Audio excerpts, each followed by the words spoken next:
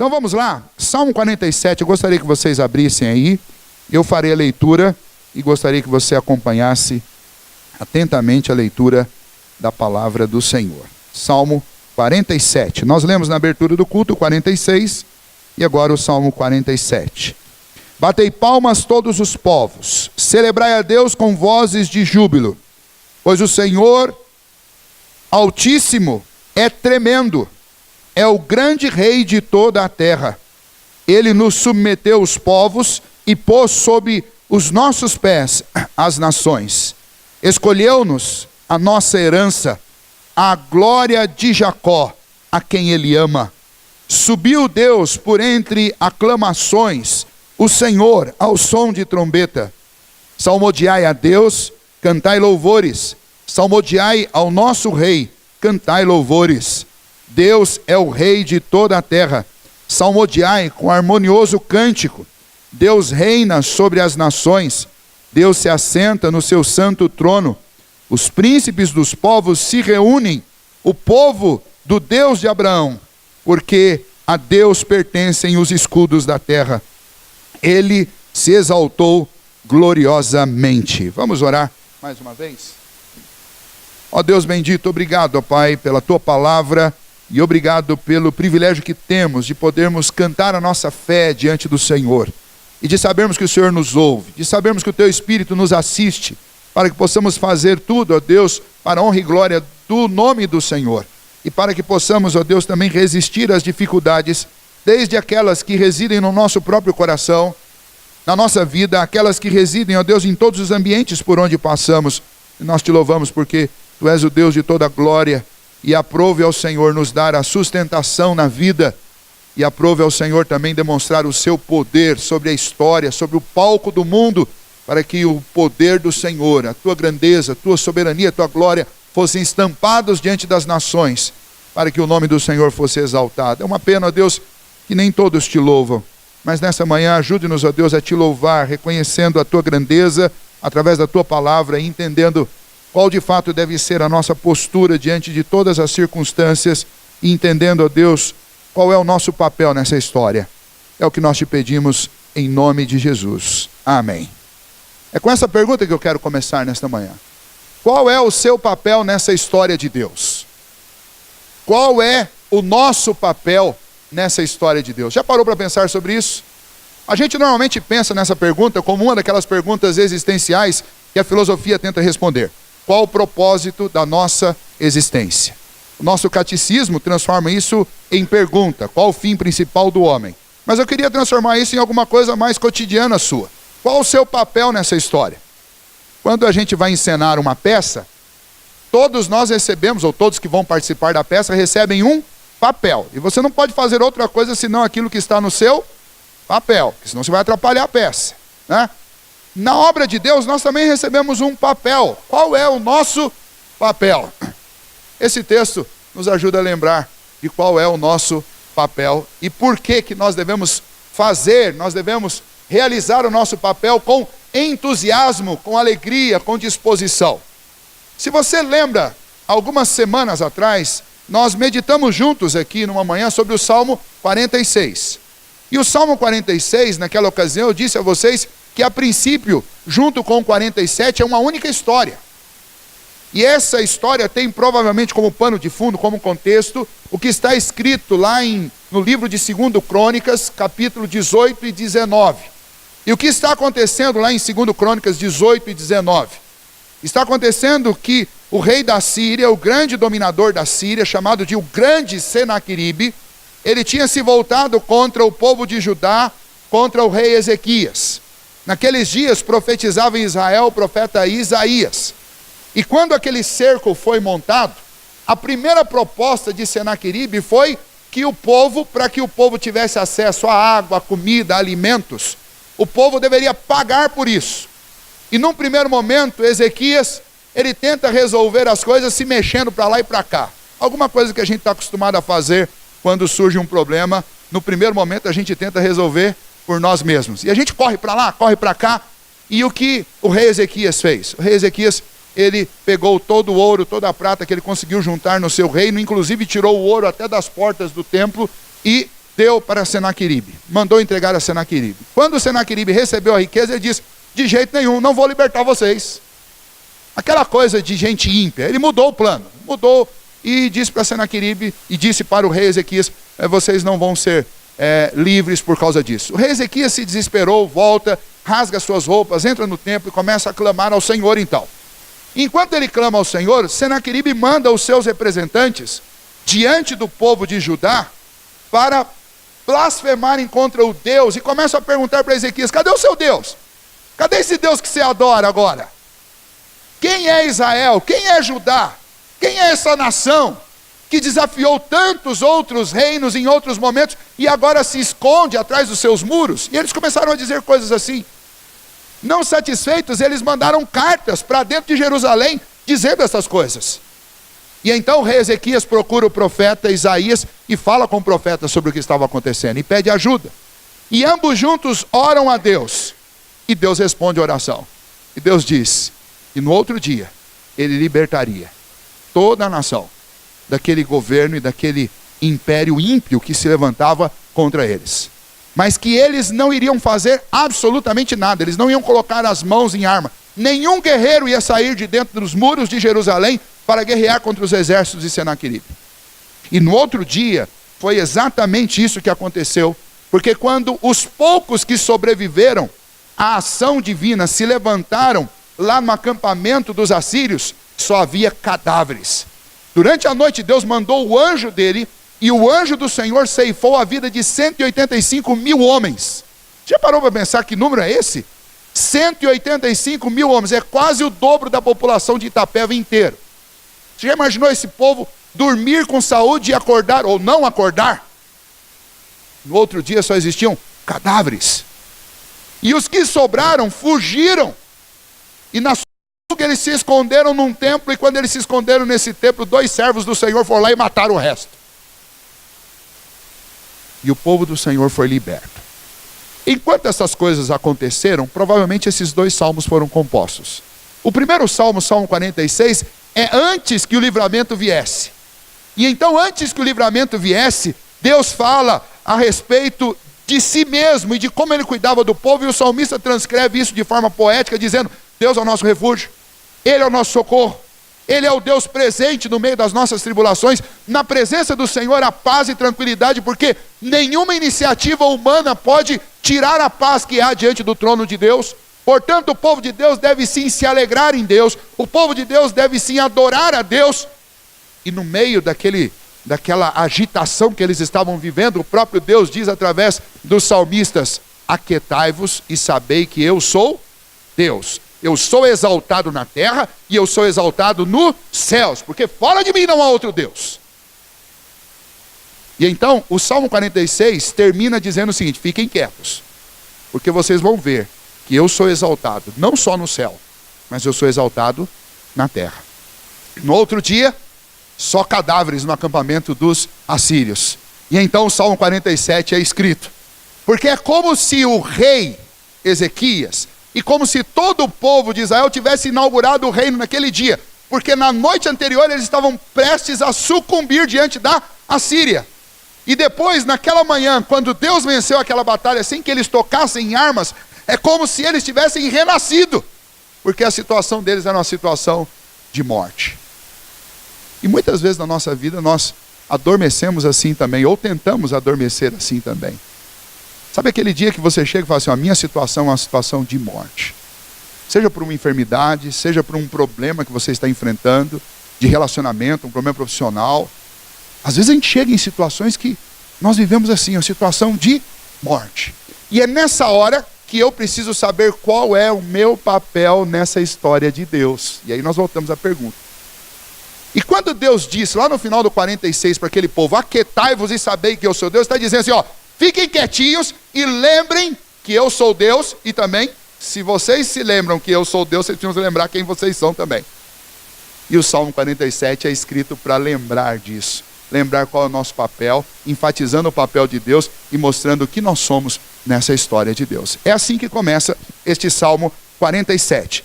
Versículo 1 ao versículo 4 vai mostrar inicialmente para nós que o Deus a quem nós servimos, o nosso Deus, é um rei tremendo, como nós acabamos de cantar.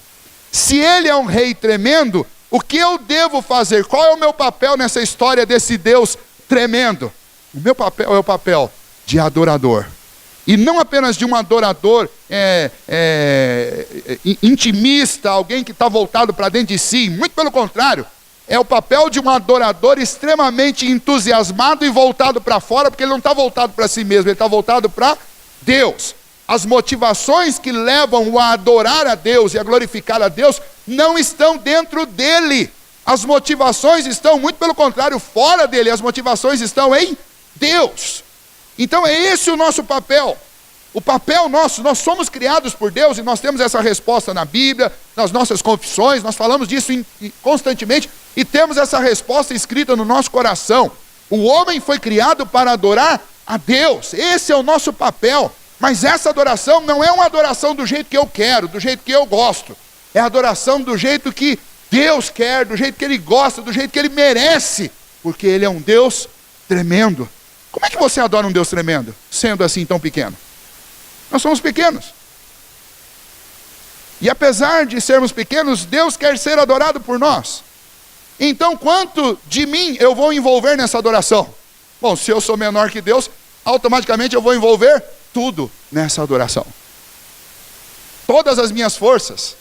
Eu vou usar todos os meus atributos para adorar a Deus, porque afinal de contas eu estou tentando agradar alguém que é infinitamente maior do que eu. Eu não posso usar pouca coisa.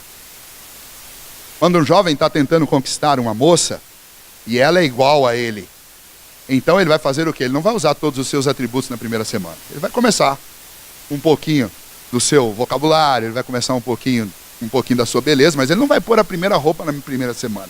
Ele vai guardando munição até ele conquistá-la. Por quê? Porque ele está falando com alguém que é igual a ele. Mas e quando eu estou tentando agradar alguém que é infinitamente maior do que eu? Eu uso tudo que eu tenho e ainda fico no vermelho o tempo inteiro. Então a adoração a Deus tem a ver com isso. Então vejam, naquele cenário o povo entendeu qual que era o papel deles. O papel deles não era vencer batalhas para engrandecer o nome de Deus. O papel deles não era pegar na espada para tentar se defender. O papel deles não era conquistar uma herança para si mesmo. O papel deles era adorar a Deus, porque o Deus a quem nós servimos é o Deus sobre toda a terra, é o grande e tremendo Deus. E nós só podemos fazer uma coisa diante desse Deus, é adorá-lo. Nós não podemos colocá-lo contra a parede, nós não podemos exigir coisas dele, nós não podemos colocá-lo sentado num tribunal, nós não podemos fazer nenhuma outra coisa diante desse Deus, senão adorá-lo, senão nos rendermos diante dele e adorá-lo com entusiasmo. E aquele povo estava entusiasmado. Por que eles estavam entusiasmados? Eles tinham 185 mil motivos para ficarem entusiasmados diante de Deus. 185 cadáveres que foram mortos por Deus para livrar a vida deles. E eles estavam extremamente entusiasmados. E o que eles fazem? Eles adoram o Deus, que é um Deus tremendo, é um rei tremendo. O versículo 1 diz, olha aí, batei palmas todos os povos, celebrai com vozes de júbilo, pois o Senhor Altíssimo é tremendo, é o grande rei de toda a terra. Essa expressão, o grande rei, era uma expressão usada somente para grandes conquistadores, monarcas comuns. O rei de uma nação que nunca fez guerra contra ninguém era apenas um rei. Mas quando um rei começava a fazer guerra contra outros reis e vencer um após o outro, ele ganhava para si o atributo de o grande rei. Então existiam muitos reis naquela época, mas existia o grande rei. Até aquele dia, naquele momento da história, o grande rei era Senaqueribe. Mas depois daquele dia o povo diz, mas o grande rei não é Senaqueribe. O grande rei é o nosso Deus. O termo tremendo é um termo que enfatiza e é para causar naquelas pessoas que ouvem esse termo. O termo significa literalmente aquele que desperta terror sobre os outros. Aquele que desperta reverência nos outros. Aquele que automaticamente quando ele aparece as pessoas se dobram. Aquele que é tremendo é aquele que provoca temor. E temor vai muito além do medo. Temor é o reconhecimento de que é impossível enfrentar. Por isso só me resta uma alternativa, me dobrar. É diferente. Então qual que é o nosso papel nessa história? O nosso papel é papel de adorador. Por quê? Porque o nosso Deus é um Deus tremendo, como acabamos de cantar. Aí você fala, pastor, essa é uma verdade tão óbvia nas Escrituras. É óbvio, mas nem sempre nós entendemos e transformamos esse óbvio em coisa prática. E eu sei disso, você sabe disso, nós todos sabemos. Tem dia que a gente não tem vontade de cantar.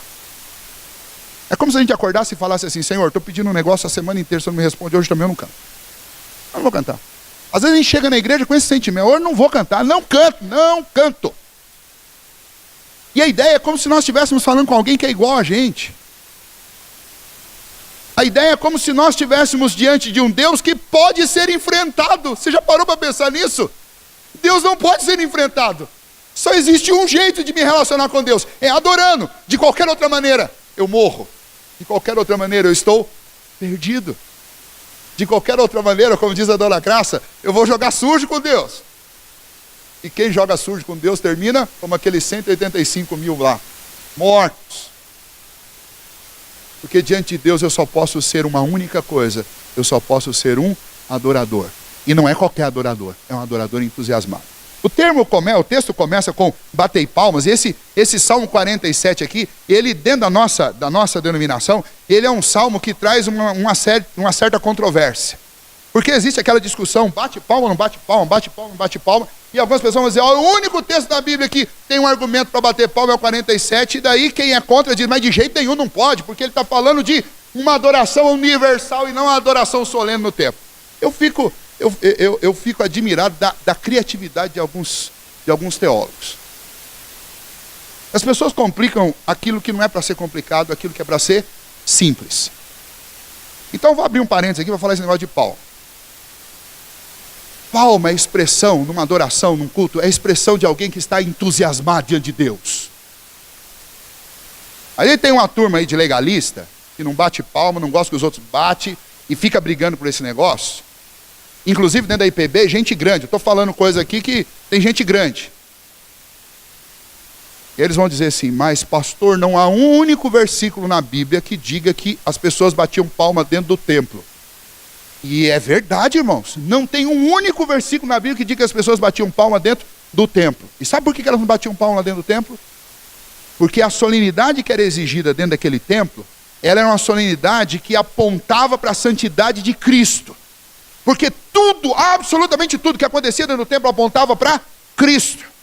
Quando Cristo veio, Cristo cumpriu todo aquele cerimonial, ele cumpriu na sua própria carne todo o sacrifício que acontecia dentro do templo, e quando ele terminou esta obra por completo, acabou a obrigatoriedade de que qualquer um que temesse a Deus tivesse que ir àquele templo.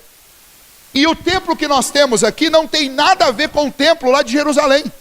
Isso daqui não é o templo do Antigo Testamento. Porque o Senhor Jesus, o Deus a quem nós adoramos e servimos, que nos salvou, ele rasgou o véu daquele templo, ele abriu um acesso direto a Deus por meio dele. E a partir desse momento, ele mesmo diz que onde houvessem 2 ou 3 reunidos, ele estaria ali no meio deles. A partir desse momento, ele diz que os verdadeiros adoradores adoram não em Jerusalém e não em Samaria. Ele diz para a mulher samaritana, mas os verdadeiros adoradores adoram a Deus em espírito e em verdade. Onde é o templo? O templo é aqui. Agora vamos lá. Se o templo é o meu coração, deixa eu perguntar uma coisa para você. Palma não dá para bater, mas dá para ter mentira dentro do coração. Dá para ter inveja. Dá para ter, pastor, não posso trazer palmas para o templo. Não, você não pode, né? Verdade, vamos seguir sua regra. Não pode trazer palma para o templo, mas pode trazer hipocrisia. Pode trazer amargura. Pode trazer raiva. Pode trazer mentira. Pode trazer lascívia. Pode trazer desejo da carne. Isso tudo pode. Mas palma não pode. Ah, irmãos, faz favor. É óbvio que nós temos que cuidar de todos os exageros. Nem aqui na igreja e nem em lugar nenhum é para eu dedicar honra para homens. A honra e a adoração precisa ser dada para Deus. Nem a gente deve receber. Quando alguém vem tentar honrar você, você fala, glória a Deus. Não é para mim, meu irmão, dê para Deus. Porque qual que é o meu papel? Meu papel é de quê? De adorador. Certo? Então, eu nunca recebo honra. Toda honra tem que ser dada para Jesus. Agora, eu posso louvar a Deus entusiasmado, inclusive batendo palma? Posso? Não tem problema nenhum. desde que eu tenha plena consciência de que o que eu estou fazendo é para Deus. Daí alguns vêm lá, não pastor, mas palma na Bíblia é usado para guerra. Bom, me diga uma coisa, seja bem franco, quando você bate palma aqui na igreja, você está pensando em fazer guerra contra Deus? Olha, as pessoas, quando a gente admite alguns argumentos assim, é como se a gente estivesse admitindo que a gente é tolo. Porque quando alguém tenta fazer esse tipo de narrativa em cima de você, você está se colocando no lugar de tolo. Você não é tolo, seja inteligente. Você não vem aqui fazer guerra com Deus, batendo palma para Deus. A gente bate palma porque faz parte da nossa expressão de adoração. O povo judeu era um povo animado, e o povo brasileiro também é um povo animado. A gente gosta de bater palma. Além de tudo, palma serve para marcar ritmo, e é bonito a música marcada com o ritmo da palma. Às vezes a gente não sabe muito bem, né? Até é um dado interessante aqui, o baterista, se eu estiver errado, ele me ajuda. Quando você se perder nas palmas na hora dos cânticos, irmãos, a palma bate junto com o som da caixinha. O som do bumbo fala pum, pum. E o da caixinha é um som estalado igual ao som de palma. Então, na hora de bater palma, você vai bater com quem? Vai bater com a caixinha. Tá certo, pastor Daniel? Isso aí. Então, você bate a palma junto com a caixinha. Não há problema de fazer isso, não é pecado, você pode fazer. O pecado é você abrir a boca para cantar a Deus com o coração cheio de raiva do seu irmão. Isso é pecado. Isso você não pode trazer para a igreja. Isso não pode trazer para a igreja, não pode trazer para a sua vida, porque isso é pecado. Mas o nosso papel, que é o papel de adorador, significa que nós somos criados por Deus para adorar a Deus com o quê? Com tudo que nós somos. Isso inclui suas palmas também. Inclui o som da sua voz, inclui os seus olhos, inclui os seus ouvidos, inclui as suas pernas, inclui os seus braços. Se um dia você sair para fazer uma corrida aí, como muitos gostam de correr, corra louvando a Deus lá no coração e na mente. E quando alguém falar para você é muito rápido, você diz, glória a Deus, porque quem me fez rápido foi o Senhor. Então Deus não rejeita nenhuma parte sua na hora de adorá-lo. Você pode adorar a Deus com tudo que você é, com tudo que você tem. Aqui, quando nós nos reunimos, ou na sua casa, ou em qualquer outro lugar, porque Deus nos deu um papel. E qual que é o papel que Deus nos deu? É o papel de adorador. Então, beleza. Por que eu adoro a Deus? Primeiro porque Deus é um Deus tremendo. E isso enfatiza que nós devemos adorá-lo à medida, ou tentarmos, né? À medida do nosso Deus. Esse Deus que faz coisas tremendas, merece no mínimo ser adorado com entusiasmo, com alegria e com todas as nossas forças. Porque esse é o Senhor sobre toda a terra, e Ele faz coisas extraordinárias, coisas impossíveis aos olhos dos homens. Para Deus, elas não são impossíveis, porque Deus pode todas as coisas. Nós adoramos a Deus, veja aí, a partir desses versículos, Ele é o Altíssimo, tremendo, grande Deus, aí está no versículo 1 e no versículo 2. O Senhor, no versículo 3, Ele nos submeteu os povos e pôs os povos sobre as nações, sobre os nossos pés. Veja o que o povo de Israel está dizendo, o povo de Judá está dizendo, e é para a igreja entender isso. Todas as nações da terra, todas elas estão debaixo da autoridade de Deus. Quando o Senhor Jesus inaugurou a igreja, Ele mesmo fez questão de deixar claro para nós que as portas do inferno não podem prevalecer contra a igreja do Senhor Jesus. Veja, porta não vai para a guerra. Porta, no mínimo, consegue segurar o exército que está do lado de fora para não entrar. Então, não é o mundo que está em guerra contra o povo de Deus. Me ajudem aqui. Quem está em guerra contra o mundo? É o povo de Deus, é a igreja do Senhor Jesus. Então, o que eles estão dizendo aqui é que nós adoramos a Deus, porque quando os povos se levantam contra nós, é o nosso Deus que se levanta contra eles. E eles não podem resistir ao nosso Deus. Quando o mundo se levanta contra a igreja do Senhor, não é o mundo que está contra a igreja do Senhor, mas é o cabeça da igreja, que é Cristo. Levanta a sua igreja que enfrenta o mundo. E essa concepção precisa mudar na nossa cabeça. No nosso papel de adorador, a gente precisa entender que nós estamos adorando a um general vitorioso que está avançando no campo de batalha e está invadindo os terrenos do inimigo. Mas parece que a igreja, a gente vive acuado. A gente às vezes lê esse texto e não entende. A gente acha que é o mundo que não vai invadir essas portas da igreja aqui e avançar contra a gente. Mas o texto está dizendo o seguinte: quem está dentro, obrigado, Rafa. Quem está dentro de um lugar fechado e com medo são as nações.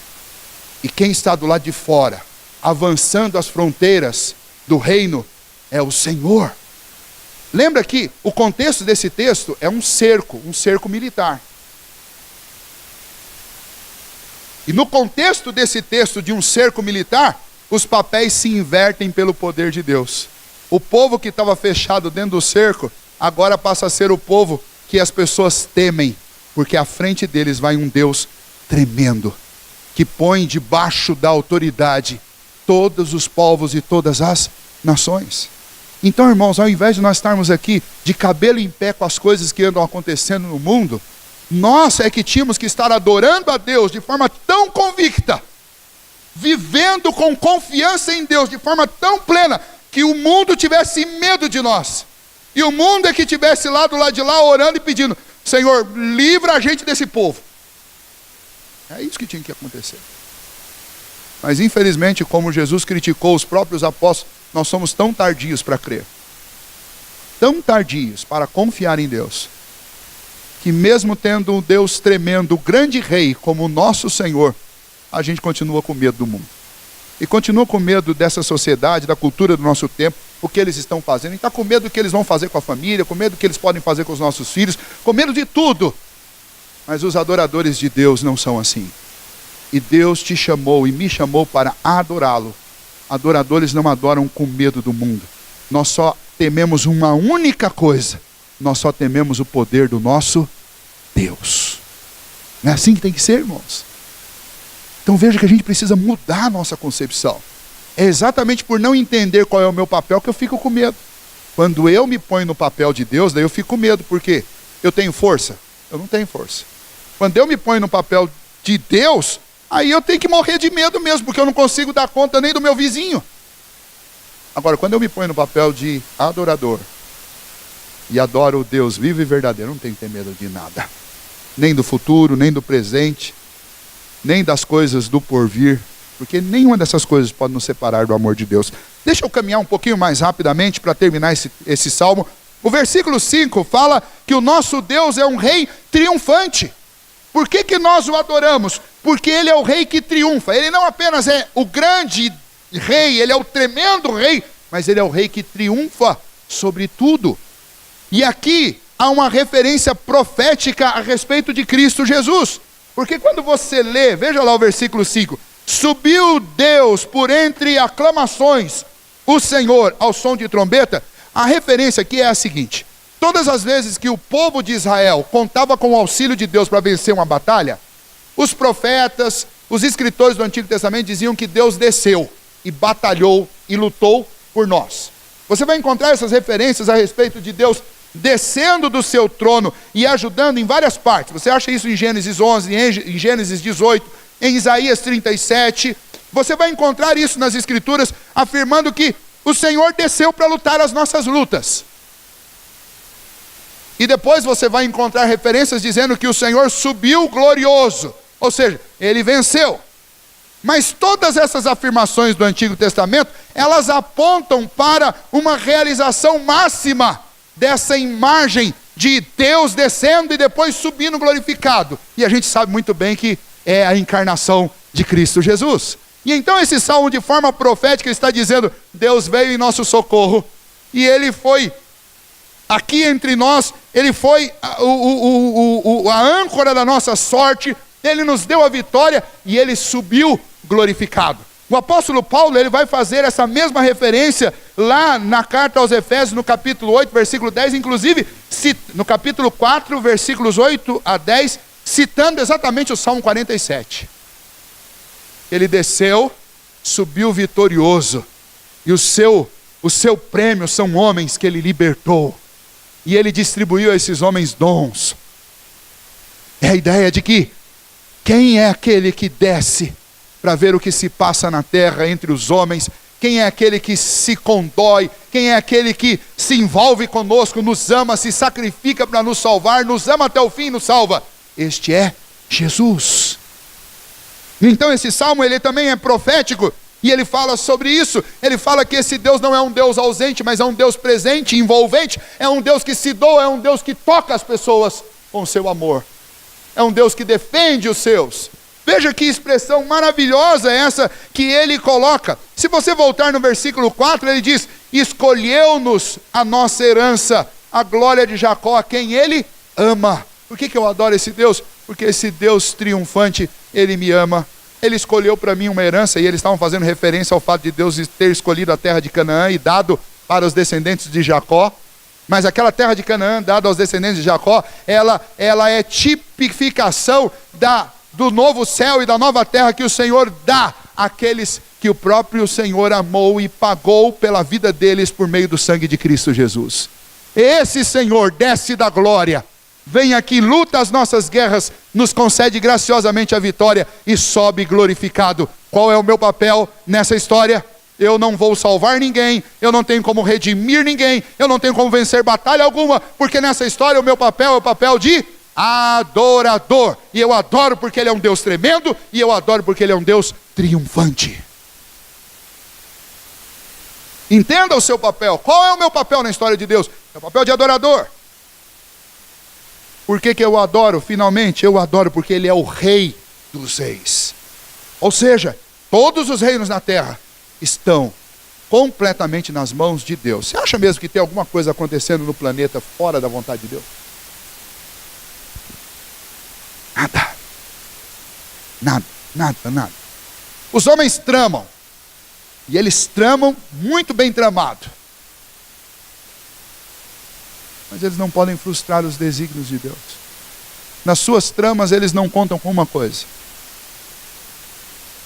eles são responsáveis por tudo que fazem, mas acima da responsabilidade dele existe um governo soberano de Deus, que controla até os atos maus dos homens maus. Tudo.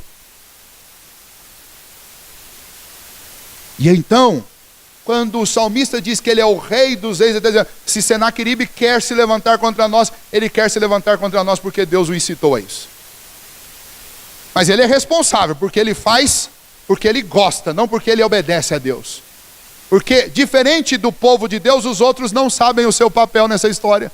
Então o rei pensa que é rei, então o soldado pensa que é soldado, então o general pensa que é forte, e então tudo que eles fazem com responsabilidade, e eles são penalizados pela sua responsabilidade. E o povo de Deus reconhece que Deus é Deus e adora ao Senhor. E quando eles adoram ao Senhor, eles cumprem o seu papel, porque essa é a nossa responsabilidade: adorar a Deus em todos os momentos, em todas as circunstâncias, porque Ele é o Rei dos Reis. Então, se um rei se levanta contra mim, antes de pensar como eu vou enfrentar esse rei, eu preciso pensar: esse rei, ele está nas mãos de Deus, e Deus o inclina, assim como a curva de um rio faz a água passar por ela. Assim Deus inclina esse rei. Então minha conversa não é com nenhum rei desse mundo. A minha conversa é com o Rei dos Reis. Qual que é o seu papel? O seu papel é o papel de adorador. Por quê? Porque você tem acesso direto não a um rei deste mundo. Você não pode falar com Temer a hora que você quiser. Você não pode falar com Trump a hora que você quiser. Você não pode falar nem com Gilmar Mendes a hora que você quiser. Mas você pode falar com o Rei dos Reis, aquele que reina sobre o coração de todos os homens, quer admitam, quer não admitam. Ele é o Rei dos Reis, a Ele nós adoramos. Por isso, nessa última parte, do versículo 6 a 9, o salmista vai repetir insistentemente: cantai ao Senhor, cantai louvores ao Senhor, cantai ao Senhor. Veja o que está escrito lá: subiu Deus por entre as nações, o Senhor ao som de trombeta. Salmodiai a Deus, cantai louvores, salmodiai ao nosso Rei, cantai louvores. Deus é o Rei sobre o Rei de toda a terra. Salmodiai com harmonioso cântico. Deus reina sobre as nações, Deus se assenta no seu santo trono. Ou seja, cantai a Ele, porque é isso que você precisa fazer. Você não vai pegar na espada, você não vai ficar brigando com as pessoas, você vai cantar ao Senhor e adorar ao Senhor, porque é isso que cabe a cada um de nós. Qual é o seu papel na história?